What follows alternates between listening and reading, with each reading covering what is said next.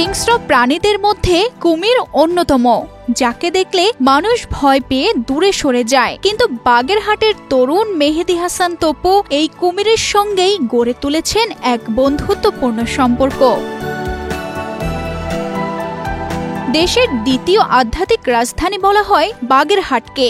এখানেই হযরত খান জাহান প্রতিষ্ঠা করেছিলেন খালিফতাবাদ নগরী। ইংরেজি 1448 সালে দিল্লি থেকে এসে তিনি ইসলাম প্রচারের পাশাপাশি নির্মাণ করেছিলেন 60 গম্বুজ মসজিদ ও খনন করেছিলেন 360টি দিঘি। প্রচলিত আছে হযরত খান জাহান এই দিঘিতে ছেড়ে দিয়েছিলেন ধলা পাহাড় ও কালা পাহাড় নামে দুইটি কুমির। বংশ পরম্পরায় সেই প্রজাতির কুমিররাই বহু বছর ধরে বাস করছে এই দিঘিতে।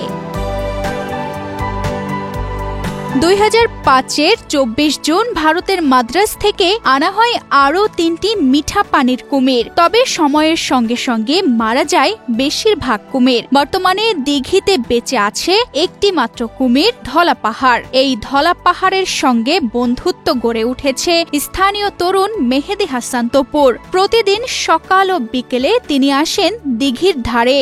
ডাক দিলেই সাড়া দেয় কুমির। ওকে আমি যা বলি, ধরেন ওকে আমি খাওয়ার জন্য মাথা উঁচু করতে বললে মাথা উঁচু করতেছে, ওকে যদি বলি যে তুই ডানে আয়, ডানে যাচ্ছে, বামে যাইতে বললে বামে যাইতেছে।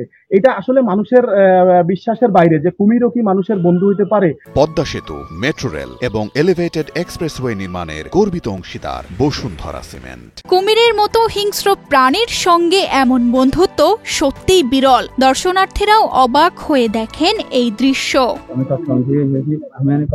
চট্টগ্রামে ওখানে অনেক চিড়িয়াখানা কুমির দেখা যায়, কিন্তু এত কাছ থেকে কুমিরের সাথে সম্পর্ক করা যায় না।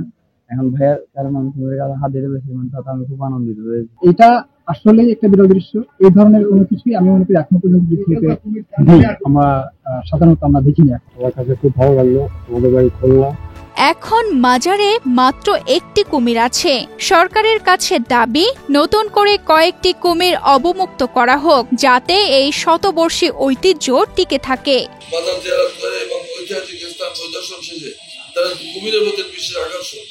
এরা যেহেতু 500 বছর ধরে আমাদের এখানে কুমির আছে, এই জন্য কুমির এখানে রাখা প্রয়োজন। বাগেরহাটের ঐতিহাসিক খানজাহান আলীর দিঘিতে কুমির শুধু একটি প্রাণী নয়, এটি ইতিহাস, বিশ্বাস আর এক তরুণের ভালোবাসার প্রতীক। বাংলার ঐতিহ্যবাহী বাঁশির সুর বা হালকা মেলোডিক মিউজিক প্রাকৃতিক শব্দের সঙ্গে মিলিয়ে। তানজিদা রহমান, ইনায়া, বাংলাদেশ প্রতিদিন।